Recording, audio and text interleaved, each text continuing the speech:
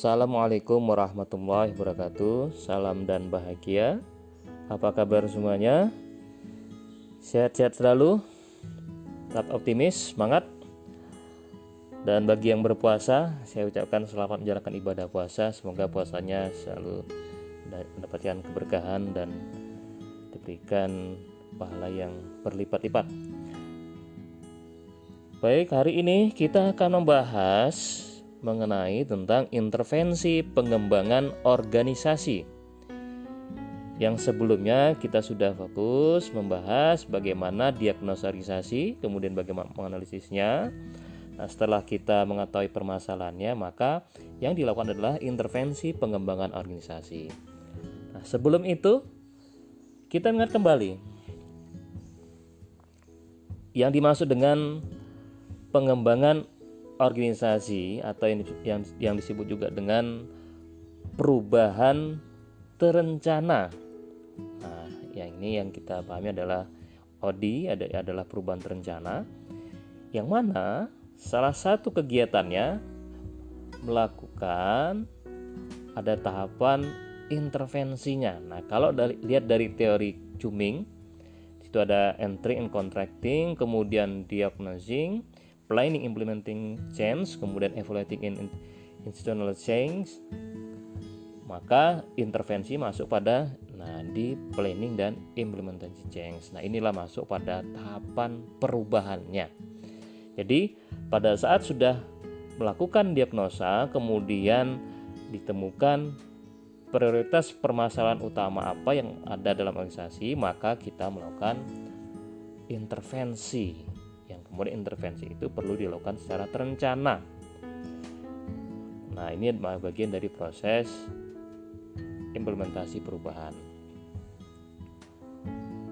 Oke, jadi setelah dilakukan diagnosa, maka tahapan berikutnya adalah menegakkan diagnosa dan berikutnya adalah merancang intervensi. Nah, apa yang dimaksud dengan intervensi pengembangan organisasi? Nah, jadi kita ingat ya bahwasannya kita pahami intervensi dilakukan setelah ditegakkan diagnosa. Nah, jadi ketika diagnosa ditegakkan permasalahan utamanya apa, maka di sini intervensi diartikan Cuming mengatakan bahwasanya serangkaian kegiatan. Jadi intervensi adalah serangkaian kegiatan, tindakan dan kejadian yang berurutan dan terencana, dimaksudkan untuk membantu sebuah organisasi meningkatkan kinerja dan efektivitasnya. Ingat ya, bahasanya pengembangan organisasi tujuannya adalah bagaimana supaya terjadi peningkatan kinerja dan efektivitas organisasi. Itu adalah goalnya. Maka intervensi di sini adalah kegiatannya dan tentunya harus dilakukan secara terencana, sistematis. Maka terlihat dari tadi teorinya Cuming tadi, terlihat dari tahapan-tahapannya. Ketika dilakukan diagnosa, maka ada planning dan implementasi. Nah, planning dan implementasi ini adalah intervensi. Nah, planning dan intervensi, nah ini tujuannya ingin mengharapkan supaya terjadi peningkatan dan terjadi perubahan, supaya awalnya kinerja tidak bagus menjadi bagus, yang merendah menjadi tinggi, kemudian yang awal tidak efektif menjadi efektif, atau ketika itu ada permasalahan yang ada di organisasi itu, tentunya supaya organisasinya bisa mencapai tujuannya sesuai dengan efektivitas organisasinya. Nah, lalu jadi intervensi yang sudah akan direncanakan itu, maka kita harus pahami apakah intervensinya itu efektif atau tidak efektif. Nah, mengukurnya itu dari mana? Nah, ini di sini ada 3 kriteria utama intervensi atau yang dikatakan efektif atau tidak. Nah, maka yang dikatakan efektif yang pertama adalah sejauh mana intervensi relevan dengan kebutuhan organisasi atau fit dengan kebutuhan organisasi. Nah, maksudnya apa? Kalau intervensinya misalnya organisasi ada berkaitan masalah tentang bagaimana proses manajemen SDM-nya, karyawannya banyak yang keluar masuk, banyak yang resign, kemudian banyak yang tidak puas, maka intervensi yang relevan yang bagaimana gitu ya. Maka intervensi relevan sesuai dengan kebutuhan organisasi di sini adalah kebutuhan dimaksud adalah masalah-masalah yang dihadapi oleh organisasi. Nah, tentu masalah-masalah itu harus diselesaikan supaya tidak menghambat kinerja dan efektivitas organisasi, tidak menghambat dalam mencapai tujuan organisasi. Maka intervensi apa yang paling tepat, yang relevan sesuai dengan kebutuhan organisasi tersebut. Nah, kalau tadi misalnya, banyak yang turnover nih, tingkat turnovernya tinggi, banyak yang resign, kemudian banyak karyawan yang tidak puas. Oke, kemudian setelah diwawancara, kemudian mereka tidak puas karena memang misal rewardnya tidak adil, kemudian karyawan merasa tidak adil dengan standar gajinya, jadi antara satu karyawan dengan yang lain yang seharusnya kerjanya bagus, kemudian yang satu lagi tidak bagus tapi gajinya sama, dan merasa mereka kalau seperti ini ya saya tidak puas ya kan, karena tidak termotivasi. Kalau gitu ya sudah. Kemudian dari si pengembangannya juga. Nah, maka intervensi yang tepat nih bagaimana nih? Berarti berkaitan tentang human resource management. Sistem reward yang nggak bagus. Maka diintervensi dengan membuatkan sistem reward yang efektif. Atau memang sistem rewardnya belum berjalan gitu kan, maka dibuatkan sistem itu. Nah, yang kedua, kriteria yang kedua, intervensi didasarkan pada pengetahuan tentang penyebab dan dari hasil-hasil yang dimaksudkan. Nah, ini lebih mengaitkan bagaimana ketika dilakukan intervensi, apakah intervensinya itu bisa terbukti untuk bisa mengatasi permasalahan yang tadi misalnya. Nah, ini kalau berkaitan dengan hal ini tentunya bisa nanti dikuatkan dari penelitian-penelitian yang sudah ada. Kalau di bidang praktisi misalnya di perusahaan-perusahaan, maka kalau tadi contoh misalnya, maka ini kaitan dengan karyawan tidak puas. Kira-kira apa bagus nggak dengan cara sistem reward yang saat ini? Nah, ini perlu dibuktikan lagi untuk saat ini. Ini apakah karyawan-karyawan yang sini memang puasnya karena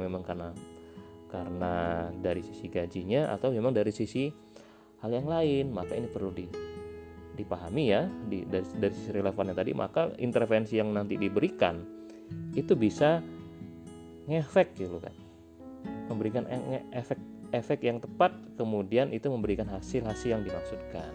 Hasil di sini tentunya terjadi peningkatan dan efektivitas, peningkatan kinerja dan efektivitas dari organisasi. Kemudian kriteria yang ketiga adalah sejauh mana intervensi dapat meningkatkan kapasitas organisasi untuk mengelola perubahan. Maksudnya apa? Jadi intervensi yang dibuat itu tidak berjalan secara parsial saja. Setelah dilakukan, misalnya katakanlah organisasi memakai konsultan. Nah, setelah diberikan intervensi, ini hanya berjalan 1 bulan 2 bulan, kemudian pengelola organisasi atau tim yang ada di organisasi tidak mampu menjalankannya lagi gitu kan. Nah, ini penting. Jadi intervensi di sini harus juga dapat meningkatkan kapasitas organisasi. Nah, kapasitas di sini ya kapasitas kemampuan organisasi untuk bisa menjalankan intervensinya itu dan secara terus-menerus untuk mengelola perubahan yang ada. Nah, berarti misalnya ketika dibuatkan sistem rekrutmen, maka orang-orang yang ada di organisasi bisa nggak menjalankannya? Bisa nggak menjadi agen perubahan dalam organisasi? Nah, ini penting. Jadi kata kuncinya adalah agen perubahan dalam organisasi. Bagaimana organisasi mempunyai kapasitas untuk bisa menjalankan intervensi tersebut untuk mengelola perubahannya. Jadi itu 3 kriteria utama yang dapat dikatakan apakah intervensi itu efektif. Ya. Kemudian kita masuk, ada 4 isu yang berkaitan dengan intervensi organisasi. Pertama adalah isu strategi, isu teknologi dan struktur, kemudian isu sumber daya manusia dan isu proses manusia. Nah, isu-isu inilah nanti yang akan menjadi 4 tipe dalam intervensi organisasi. Nah, isu strategi yang seperti apa? Jadi isu yang berkaitan dengan organisasi perlu memutuskan produk atau jasa apa yang disediakan dan dipasarkan, yang mana mereka akan berkompetisi dengan perusahaan lain ya, maupun bagaimana berhubungan dengan lingkungan. Lingkungan di sini adalah ya kita pahami, ingat kemarin lingkungan dalam organisasi di eksternalnya ya politik, kemudian politik di sini juga regulasi pemerintahan, bagaimana ketika ada regulasi yang berubah ya, kemudian faktor ekonomi, kemudian faktor juga mungkin faktor kesehatan. Contoh ya saat ini kondisi dunia kita yang saat ini sedang mengalami wabah COVID-19 yang kemudian itu sangat berdampak terhadap kondisi perusahaan-perusahaan yang ada di Indonesia ini maupun di dunia ini. Mau tidak mau perusahaan melakukan ini adalah isu strategi, yang mana isu strategi ini akan memunculkan permasalahan yang kemudian harus diintervensi dengan secara strategis. Nah, maka perusahaan juga harus melakukan strategi organisasi supaya mengatasi kondisi seperti ini. Oh, ternyata kondisi seperti ini akhirnya banyak permintaannya berkurang, kemudian karyawan juga harus mau tidak mau harus dirumahkan ya. Ini strategi apa nih supaya kita harus maka banyak harus yang dilakukan. Contoh beberapa perusahaan bahkan contoh misalnya tahu ini ya, produsen handphone Cina ya, Xiaomi, dengan kondisi seperti sampai akhirnya mereka memproduksi itu meningkatkan karena akhirnya mau tidak penjualan handphone masih menurun. Jadi dia memproduksi apa? Masker. Dia dengan teknologi mereka ya, bahkan ada masker yang mahal sekali. Jadi bisa ya itu adalah strategi mereka supaya bisa tetap dari sisi kinerja keuangannya tetap berjalan gitu ya. Nah, ini kan problem, ini isu strategis. Nah, belum lagi PHK ya, Nah, ini harus dipahami dari sisi berkaitan dengan kondisi baik itu kompetitor ya maupun lingkungan dari sisi organisasi. Yang kedua adalah isu teknologi dan struktur. Nah, organisasi harus memutuskan bagaimana membagi pekerjaan menjadi departemen-departemen dan setelah itu bagaimana mengkoordinasikan antar departemen untuk mendukung arah strategi. Nah, ini sudah masuk di internal organisasi ya, bagaimana berkaitan dengan struktur organisasinya, permasalahan-permasalahan berkaitan dengan struktur, kemudian teknologi yang ini teknologi sini misalnya perusahaan manufaktur memproduksi ini teknologinya yang sudah usang, kemudian mungkin terjadi apalagi perusahaan-perusahaan saat ini kan era disruption ya, cepat sekali terjadi perubahan teknologi, itu cepat sekali kebutuhannya. Nah, kemudian pembagian kerja ini proses pembagi kerjanya ini contoh saat ini kondisi ini era 4.0 ini ya, kemudian mempengaruhi beberapa perusahaan perbankan yang akhirnya mengurangi. Nah, sekarang layanannya lebih banyak menggunakan teknologi digital. Bahkan buat rekening saja sudah dilakukan secara digital, tidak perlu lagi ke bank. Ini mau tidak mau akhirnya merubah dari sisi struktur organisasi juga. Akhirnya pembagian pekerjaan yang mungkin lebih banyak di beberapa cabang banyak CS-nya, akhirnya beberapa harus berkurang. Nah, mau tidak mau akhirnya perusahaan beradaptasi dengan kondisi seperti itu supaya tetap bisa mencapai arah strategi yang diharapkan gitu ya.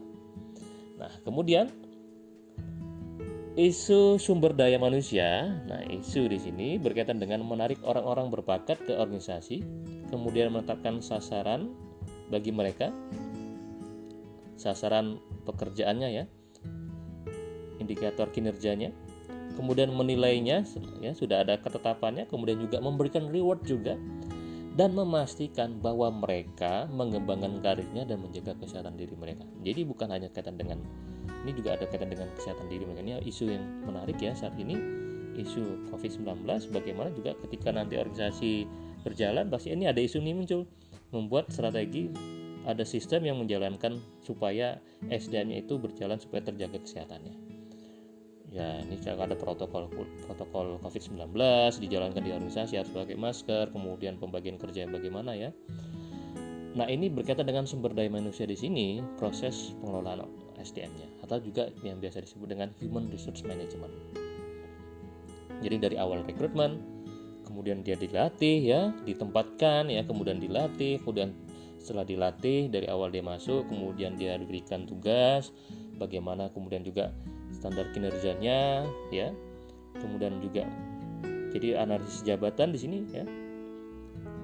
Ya salah satunya adalah ketika dilakukan sudah ada standarnya, berikan job desk-nya ya, analisis jabatan, kemudian dia dinilai sudah lama bekerja, dinilai dalam misalnya dalam periode 6 bulan sekali, 1 tahun sekali, ada kemudian ada reward-nya, kalau kinerjanya bagus diberikan reward ya. Nah, dan tujuannya dan supaya dia nanti bisa posisinya bisa berkembang juga. Ingat ya bahwasannya SDM ini nanti akan menggantikan, ada proses kaderisasi juga di sini. Dan juga perlu dipahami bagaimana menjaga kesehatan mereka. Ini juga termasuk juga stress manajemennya juga di sini. Oke, ya. Jadi salah satu juga berkaitan dengan kesehatan. Jadi biasanya ada kaitan dengan K3, kesehatan dengan keselamatan kerja ya. Kemudian begitu juga lingkungannya supaya dia bekerja secara efektif, maka karyawan pegawainya harus sehat ya. Nah, isu ini adalah isu-isu sumber daya manusia. Ini permasalahan banyak ya. Hal-hal ini tentu banyak sekali pasti sering terjadi di organisasi. Kemudian isu proses manusia, ini human process. Nah, ini kaitan dengan secara internal manusia itu sendiri ya. Kalau tadi berkaitan dengan sumber daya manusia sistemnya. Nah, ini secara bagaimana kalau proses manusia ini, bagaimana karyawan di sini berinteraksi secara sosial, proses-proses sosial ini berkaitan dengan proses sosialnya. Jadi proses komunikasi, baik itu dirinya sekalian dengan organisasi, ya, antar kelompok organisasi, kemudian juga kalau di sini misalnya dalam proses pengambilan keputusan sebagai pimpinan, juga mungkin ada karyawan. Ini permasalahan-permasalahan sebagai seorang manusia yang berada di organisasi. Pemimpinan, kemudian dinamika kelompok, bagaimana kelompok misalnya supaya efektif. Oh, ternyata ada konflik di dalam organisasi. Ini konflik-konflik juga isu-isu proses manusia situ. Kemudian muncul ada intervensi team building situ ya. Ini masuk pada isu proses manusia atau human process. Oke, itu ada 4 isu berkaitan, isu strategi, teknologi dan struktur, kemudian isu sumber daya manusia, dan isu human process atau proses manusia. Nah, dari 4 isu tadi maka muncul ada 4 intervensi pengembangan organisasi. Ya. Jadi ada 4, jadi intervensi human resource management, intervensi struktural ya, kemudian intervensi human process, dan intervensi strategi. Nah, nanti secara rinci kita akan bahas pada pertemuan selanjutnya untuk membahas dari 4 intervensi ini. Apa saja sih intervensi dari setiap dari intervensi ini?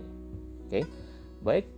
Nah, tadi kita sudah bahas isunya, maka ini berkaitan yang mana ya? Nah, ini secara gambarannya ya. Jadi dari isu strategi, kemudian muncul intervensi strategik ya, bentuk-bentuknya. Kemudian isu human resource ya, kemudian muncul intervensinya. Kemudian teknostruktural ya, isu, kemudian muncul intervensi teknostruktural, human process isu, kemudian muncul intervensi human process. Nah, jadi ini sudah dipetakan dari isu-isu tadi, maka muncul intervensi yang berkaitan dengan yang sesuai dengan isunya seperti itu. Oke, itu saja untuk yang penjelasan dari intervensi pengembangan organisasi, dari pengertiannya, kemudian apa yang maksudnya intervensi, kemudian apa syarat atau kriteria ya dikatakan intervensi itu efektif, kemudian ada isu-isu dan intervensi apa saja sih gitu ya. Nah, secara detailnya akan kita bahas pada pertemuan selanjutnya. Oke, terima kasih. Lebih dan kurang maaf, semoga kita sehat selalu ya. Saya sampaikan, tetap semangat. Sampai ketemu kembali. Saya Kri. Salam dan bahagia. Assalamualaikum warahmatullahi wabarakatuh.